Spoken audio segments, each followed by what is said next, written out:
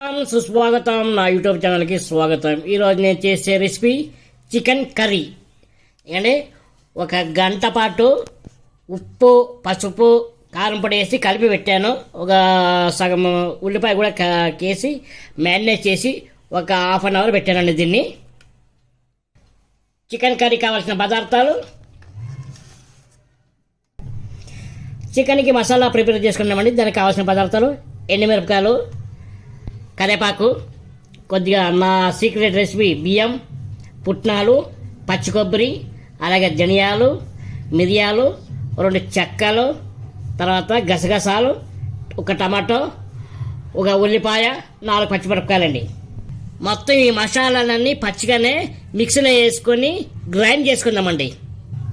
ఎండుమిరపకాయలు, గసాలు వేసామండి, కరివేపాకు, అలాగే టమాటో, ఉల్లిపాయ, పచ్చిమిరపకాయలు అని పచ్చిగా మసాలా చేసుకోవాలండి. ఇవి నెక్స్ట్ ఇవన్నీ ధనియాలు, పచ్చి కొబ్బరి, మొత్తం రౌండ్ మసాలా పచ్చివే మిక్సీ చేసుకోవాలండి. దీని టేస్ట్ బాగుంటుంది. ఒకసారి మీరు కూడా ఇలా ట్రై చేసి చేయండి. చేసిన తర్వాత ఎలాగుందో నా కామెంట్ సెక్షన్లో కామెంట్ చేయండి. మిక్సీ పట్టుకుందామండి.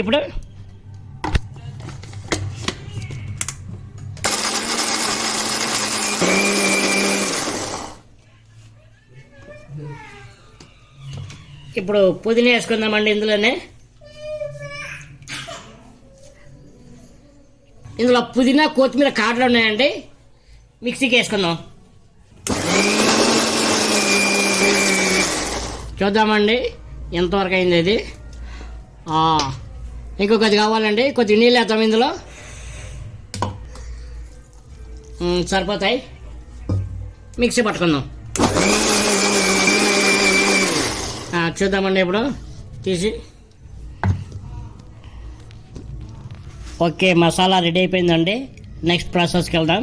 స్టవ్ మీద కడాయి పెట్టుకుందామండి. వెలిగిద్దాం. ఇది కొద్దిగా హీట్ ఎక్కినాయి. కడాయి హీట్ ఎక్కిందండి. ఆయిల్ వేద్దాం. ఒక 2 స్పూన్లు, 2.5 స్పూన్లు వేద్దాం. ఎందుకంటే నాన్ వెజ్ కదా మనం వండేది. కొద్దిగా ఆయిల్ ఎక్కువ ఉండాలా. నాన్ వెజ్ అంటేనే ఆయిల్ ఎక్కువ ఉండాలి. ఆయిల్ వేడెక్కిందండి. కరివేపాకు వేద్దాం.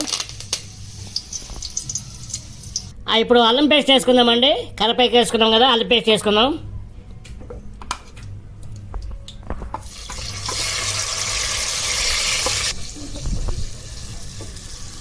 అల్లం పేస్ట్ కొద్దిగా ఆయిల్లో బాగా వేగిందండి. ఇప్పుడు మసాలా వేసుకుందామండి. ఇది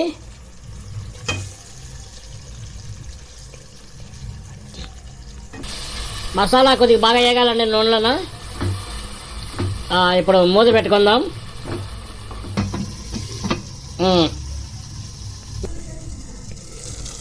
ఓకే అండి, నూనె పైకి తేలింది. ఇప్పుడు ఈ టైంలో ఒక స్పూన్ ఉప్పు వేసుకుందామండి. తర్వాత ఒక 1/2 స్పూను పసుపు వేసుకుందామండి. ఇది మొత్తం ఒకసారి కలుపుకుందామండి.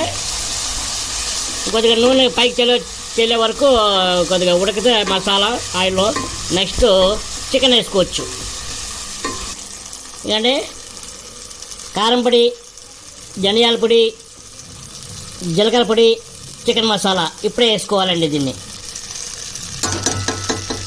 వేసుకొని కలుపుకుందాం. చూడండి ఎంత చిక్కగా గ్రేవీ వచ్చింది. నూనె అంతా మళ్ళీ పైకి తేలాలి. ఒక 2 నిమిషాలు మూత పెట్టుకున్నామండి.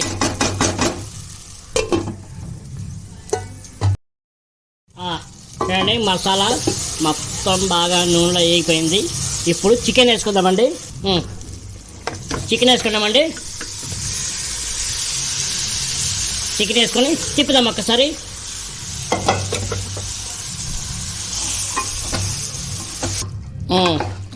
చూడండి ఇలా కలుపుకోవాలి. ఇప్పుడు చికెన్లో నీళ్ళు వచ్చే వరకు కొద్దిగా మూత పెట్టుకున్నామండి.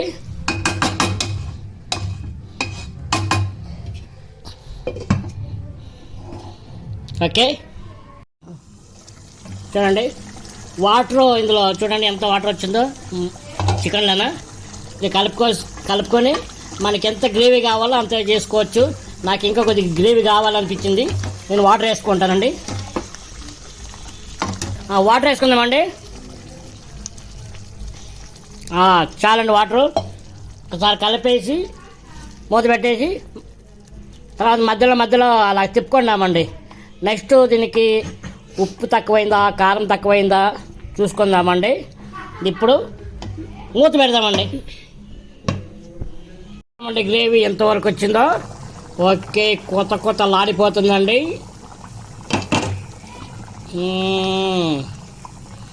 ఓకే అండి, వాటర్ ఇంకా చాలు, ఎక్కువ వేసుకునే పని లేదు. ఒక్కసారి ఉప్పు కారం చూసుకుందామండి, ఈ తక్కువ ఉంటే వేసుకోవచ్చు.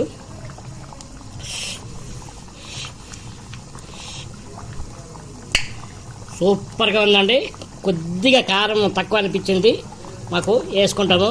మీకైనా వాళ్ళ కారం ఎక్కువైనా తక్కువైనా అడ్జస్ట్ చేసుకోండి. కారం ఎక్కువ తినే వాళ్ళు అయితే ఒక అర స్పూన్ ఎక్కువ వేసుకోండి, సరిపోద్ది అనుకునే వాళ్ళు సరిపెట్టుకోండి. అలాగే నా ఛానల్ని లైక్ చేసి షేర్ చేసి సబ్స్క్రైబ్ చేసుకోండి ప్లీజ్. మూత పెట్టుకుందామండి. ఇప్పుడు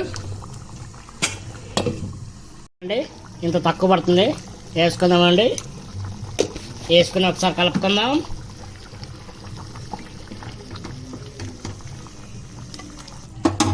ఇప్పుడు అయిపోయిందండి కర్రీ. కొత్తిమీర వేసుకుందాం. అలాగే నా కర్రీ ఎలాగుందో మీరు చేసుకొని తిని కామెంట్ సెక్షన్లో కామెంట్ చేయండి. అలాగే బాయ్.